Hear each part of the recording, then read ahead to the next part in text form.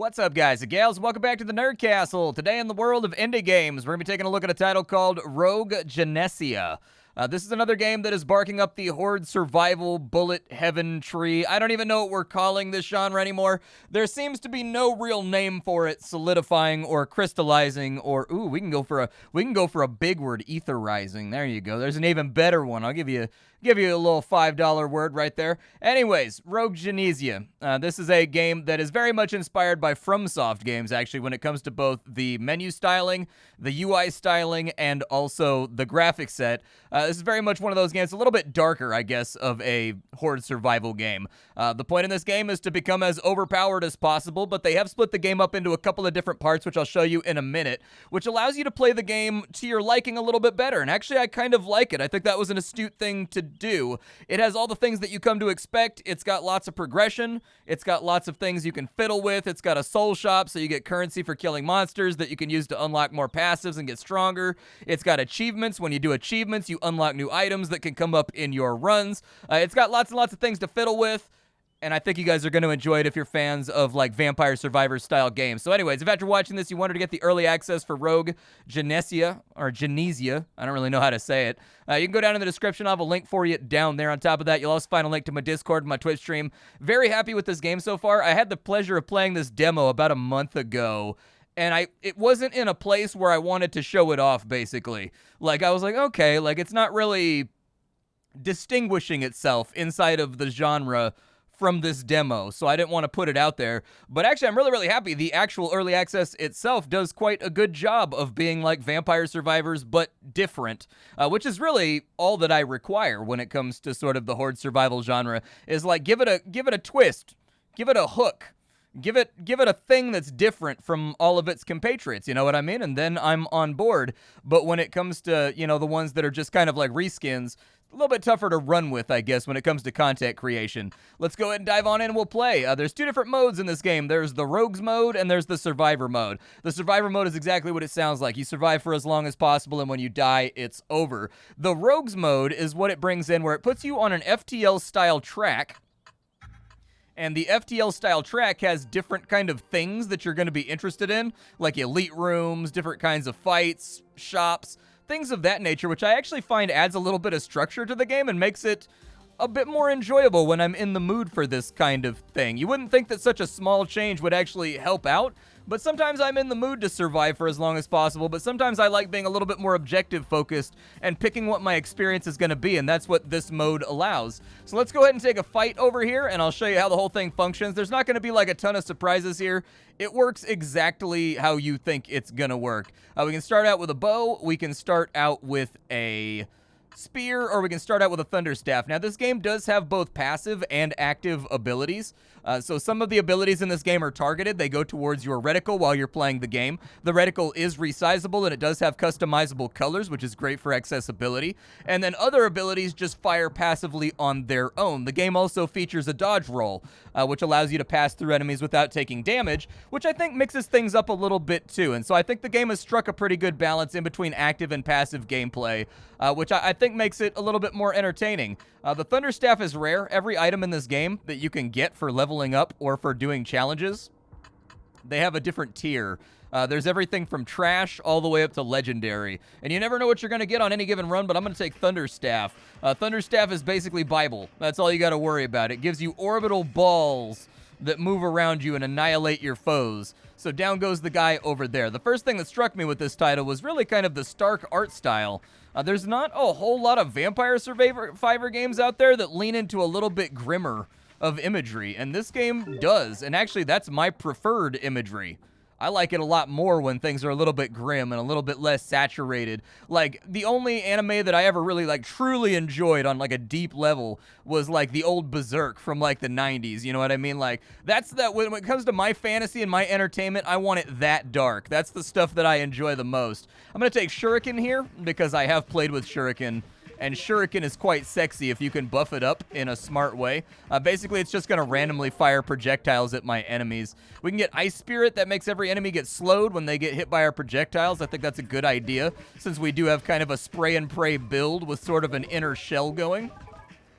Go ahead and wipe out some of these bats over here, too. The different levels in this game will have different objectives.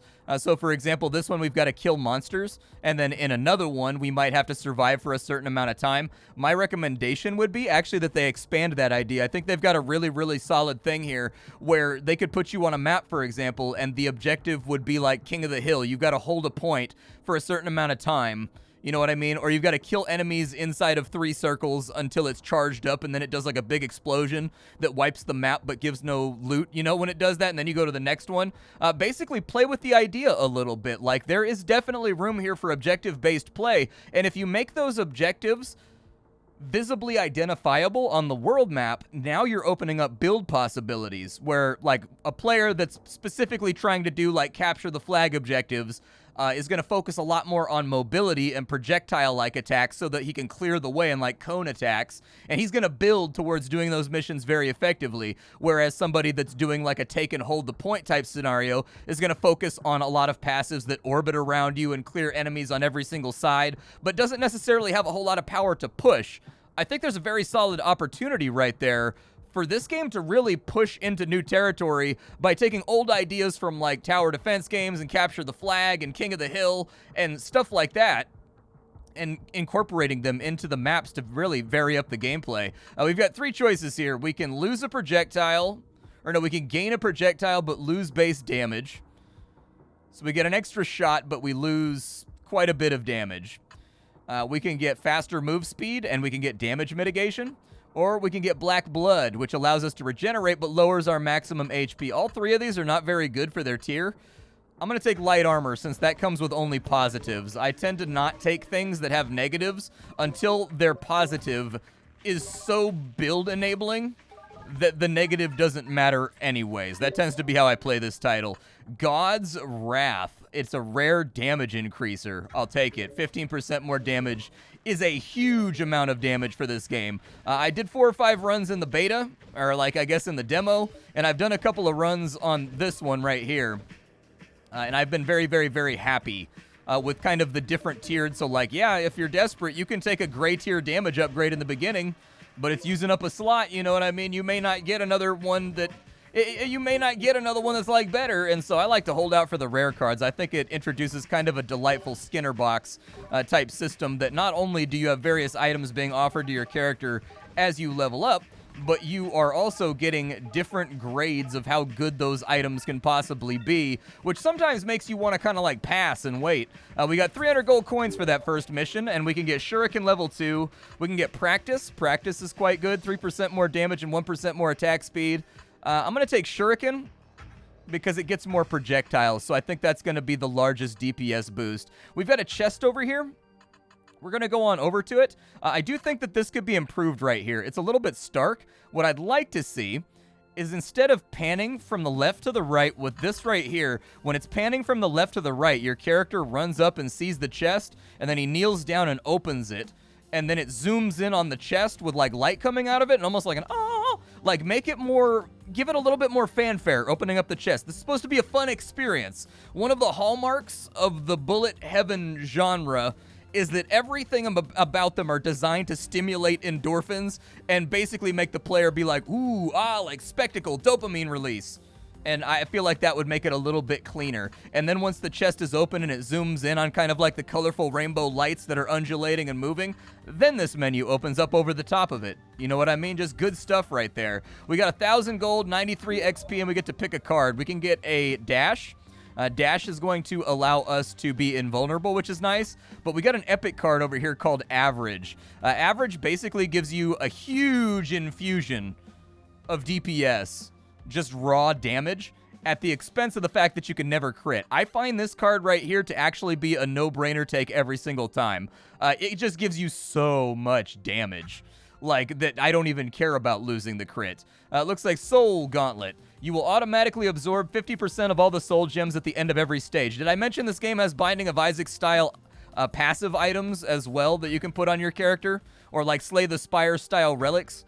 Oh yeah, it also has those. Like this game is incorporating a lot of ideas, and honestly, I'm here for it. I think the observations that the developer has made about the aspects of other games and other genres and what makes them stimulating, and he has realized which of those things can be hybridized with a bullet heaven, and I think he's folded them in very wisely and in a very delicate way, so well done. We'll take God's Wrath 2 for another 30% DPS, or I guess another 20% DPS.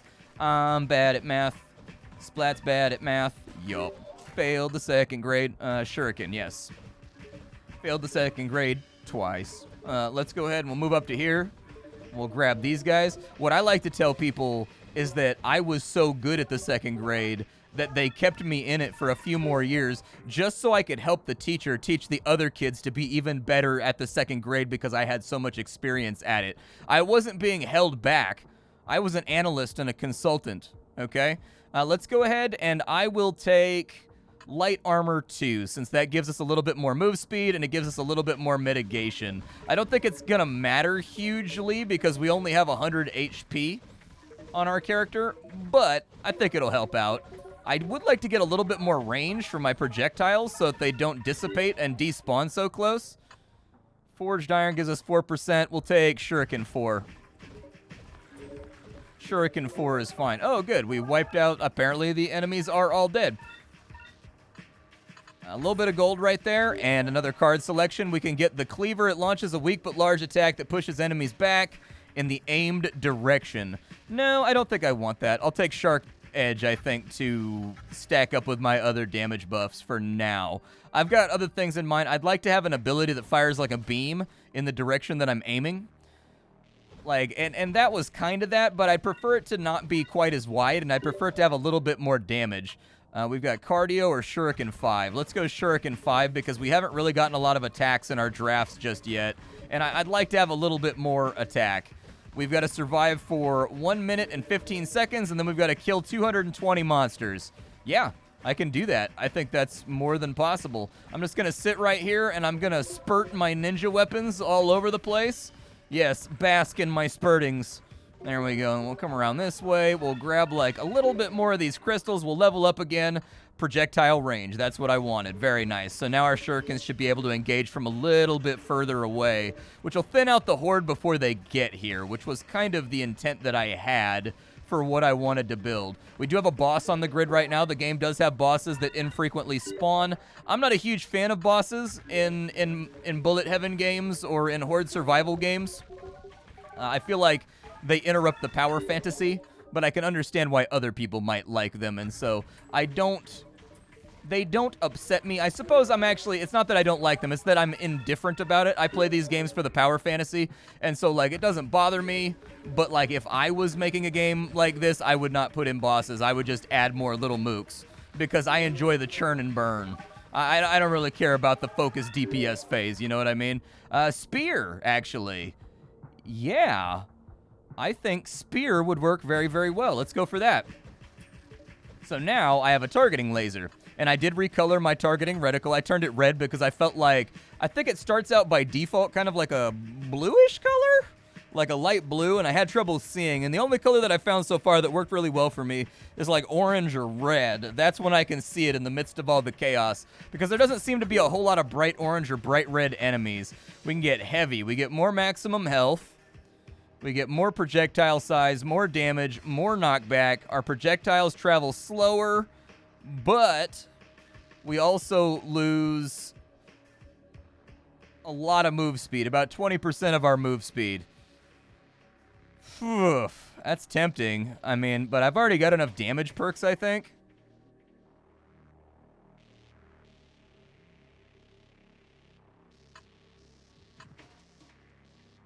I mean, that'll give me 21% right there, which is half of what I'm getting out of this with really no downsides except for, like,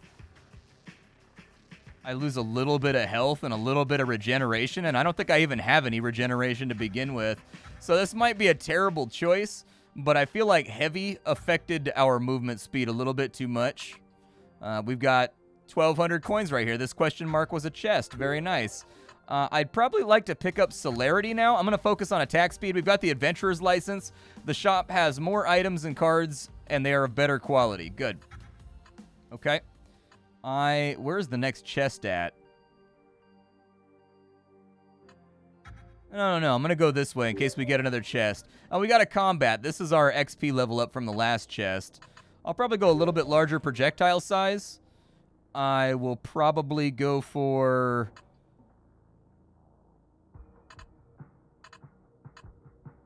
maybe an iron skin in there, actually. Yeah, let's get a little bit more defensive because there are some things that can flatly one-shot you once you get a little bit further on into the game. They start putting down, like, areas of denial, almost like an MMO raid. And if you're, like, inside of them during those phases and it goes off and you're just not paying attention, you can die instantly. And so I feel like a little bit of defense and a little bit of mitigation would help out with that. Let's go ahead and we'll take Spear 2 because I think Spear is kind of lagging behind right now. And I'd like it to be a little bit stronger since it's the one attack I have that I can guide to the enemy that I want for a little bit of focused DPS. I would like to pick up Dash somewhat soon, but it hasn't come up yet. But I'm hoping it does come up soon.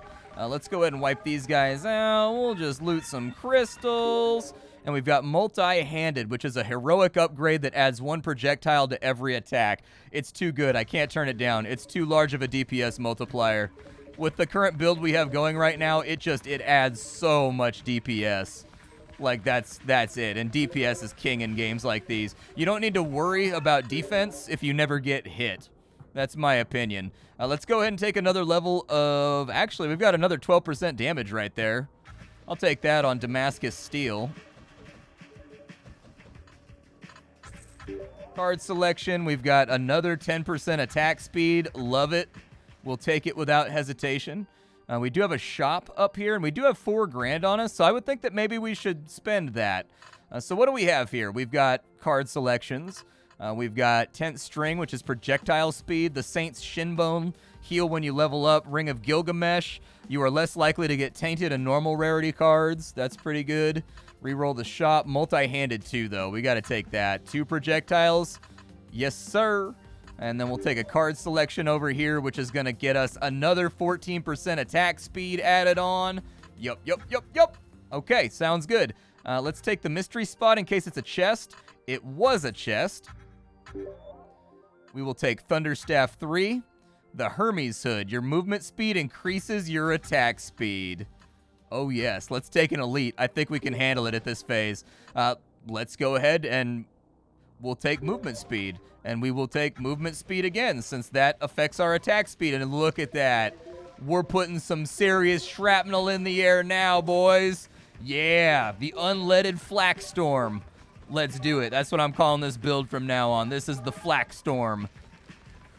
Frankly, if they can get through it, they deserve to kill me.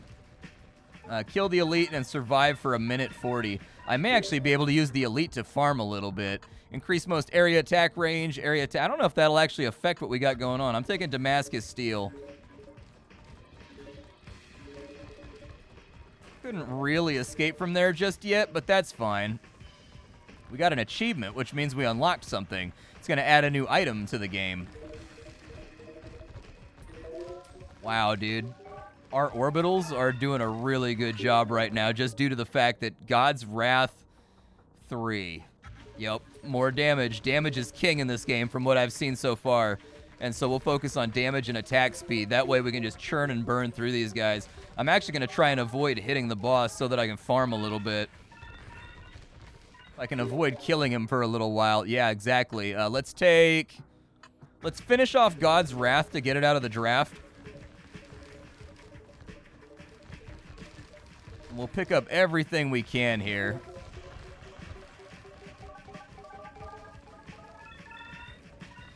And that should be another level up. We'll take Shuriken 6, which is going to add yet another Shuriken to our salvo, increasing our DPS by a pretty sizable amount. Yeah, this was a really good idea to farm. Let's do it. Little bit of farmy boys. Thunderstaff 4. I like it. Damage and also orbitals up.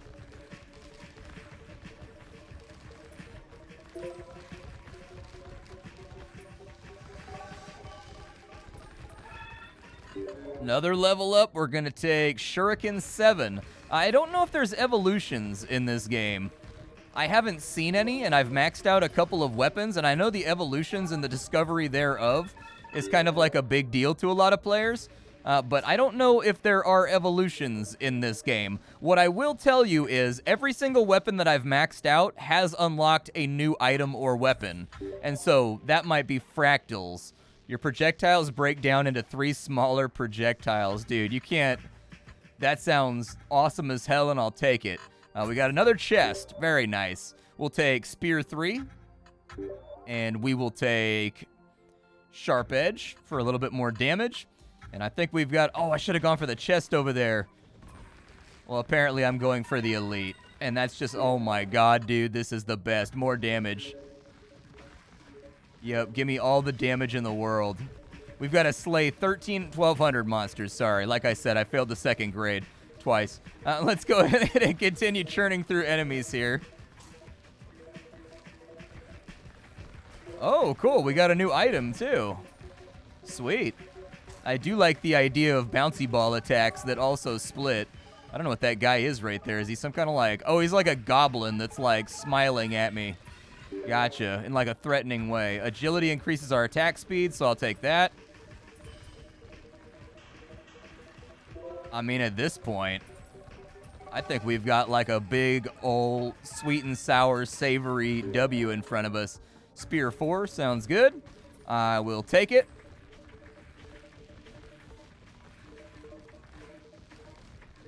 I don't really want to kill the Elite, but I think just all of our random projectiles flying all over the place are going to do it anyways. Let's take Celerity. Ooh, it's got 2 layers of projectiles now. Did the projectile split affect the Bible? That's the best, dude. I love that. Okay, hell yeah. Let's go ahead and we will take 13.6 damage mitigation. That sounds good. Take the Elite fight, and we'll keep on moving up the chain. Man, we've got like a very real crackle burst thing going on right now that's going pretty well. If I can stay away from the Elite, we might be able to farm his level, although do we need to farm his level? I guess would be the first question. There are black holes in this game that suck in all of the XP that you might want to get your hands on. I mean, I guess I can stop being a cheese lord and farming. We've just got such a good build for farming and becoming even more absurdly overpowered.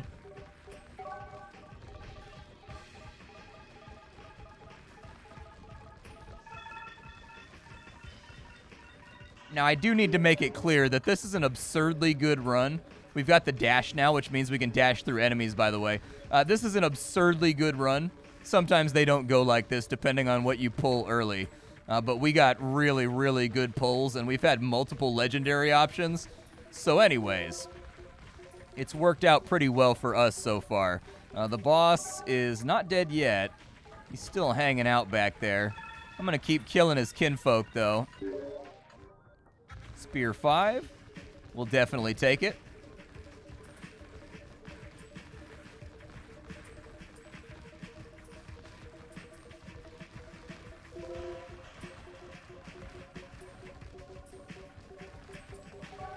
And really, it comes down to how much XP can I cram into this mission. I'll take dash 2 so that I have multi-dash. That sounds sexy. Sexy and acceptable. Man, at this point, we're just taking care of business every day. We're like a Men's Warehouse commercial out here. Spear 6, sure. Took a little bit of damage right there. Not proud of myself. Was going for the banana. Was going for the flawless. There is a red XP up there, and I want it. Card selection. We can get Thunderstaff 6. Let's do it. Martyr's Cloak.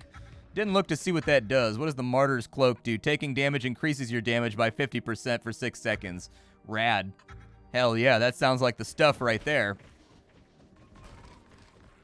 All right, so we just got to survive for 2 minutes. Honestly, I don't even know if I need to move. Let's find out if we are motion neutral right now on this build. Well, until the boss showed up, we were motion neutral.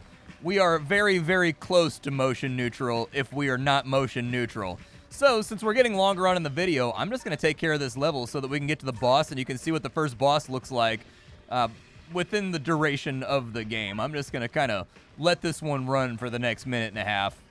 I'll say this, with 30 seconds left, we have cleaned up on this mission. Now, we didn't really get any level ups, but I guess we did get a level up maybe, but we did make a lot of money. So if we can find a shop, we're about to get paid. Take another defensive passive right there, and we're out of here in 3 seconds. Dude, that gauntlet that picks up half the XP at the end of the mission is pretty good. I kind of like it. We can take magic. Oh, really? I didn't even realize we hadn't really gotten... I mean, I can take more attack... I mean, with that increases my attack speed, as well as my movement speed, so I'd be hard-pressed to get away from it. Ooh, multi-boss fight. Yeah, let's do multi-boss fight. So I gotta survive for what looks like basically 1 minute and 33 seconds amidst all of these bat-like hooligans. Okay. Yeah, we're getting to the churn rate right now that makes my dopamine go brrrr. This is the good stuff right here. Yeah, brother. This is the tasty stuff right here. This is the part of the game that I like getting to. Don't really want cleaver. I'll just take another 0.25 damage.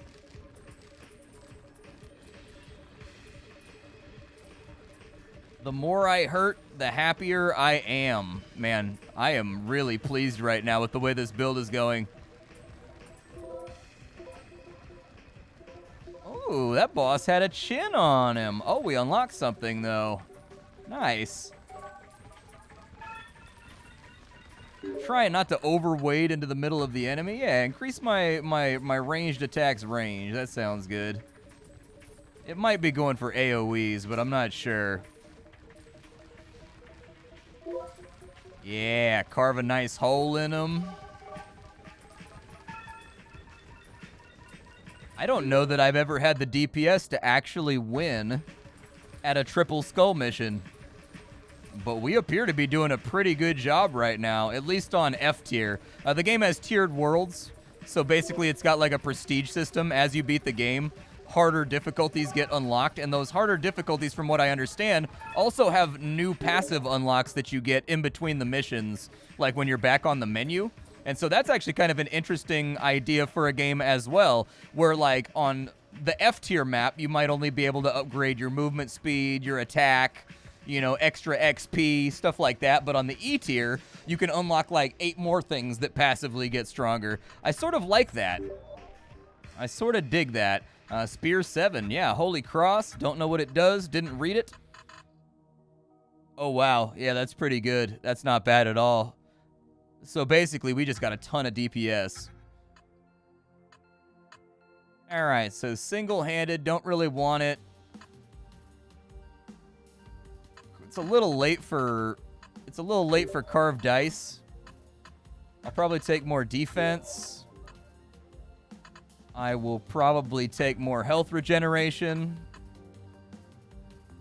I'll take 6% more damage. I'll reroll the shop. I'll take another dash. 4 soul cards sounds good. Low pressure sounds good. Heal my character. I don't even know if I need heals. I doubt it, but it's boss time.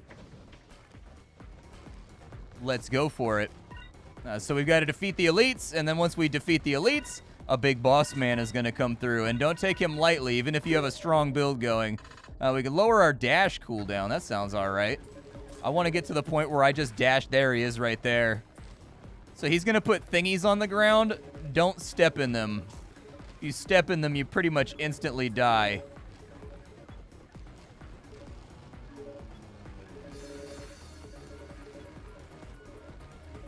All right, let's get him, let's get him, let's get him. And the boss is down. Our first step as a hero has been concluded. We are a god of war.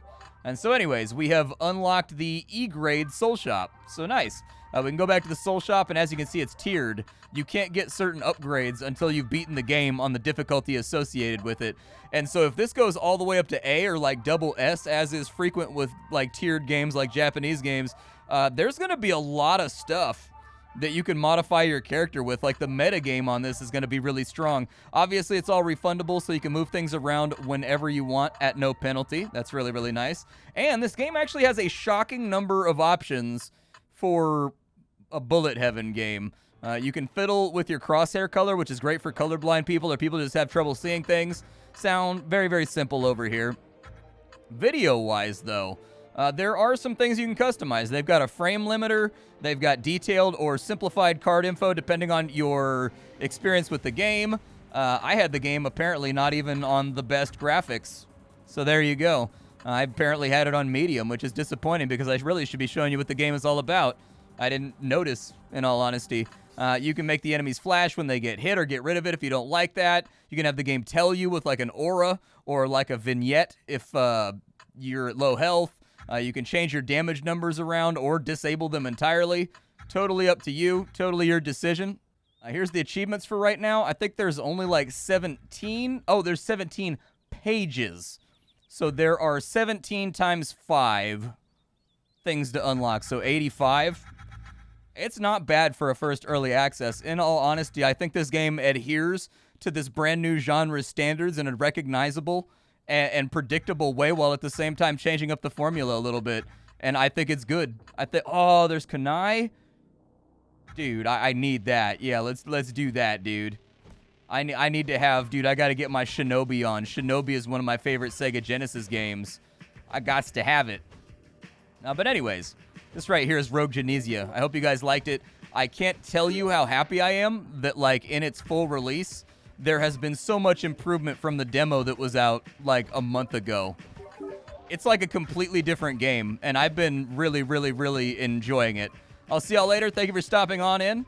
Take care, everybody, and that's all I got for you today. My name is Splattercat. I sift through the pile to find what's worthwhile. If you don't know who I am, and if you do, thank you for being here. I'll see y'all next time. Bye, everybody.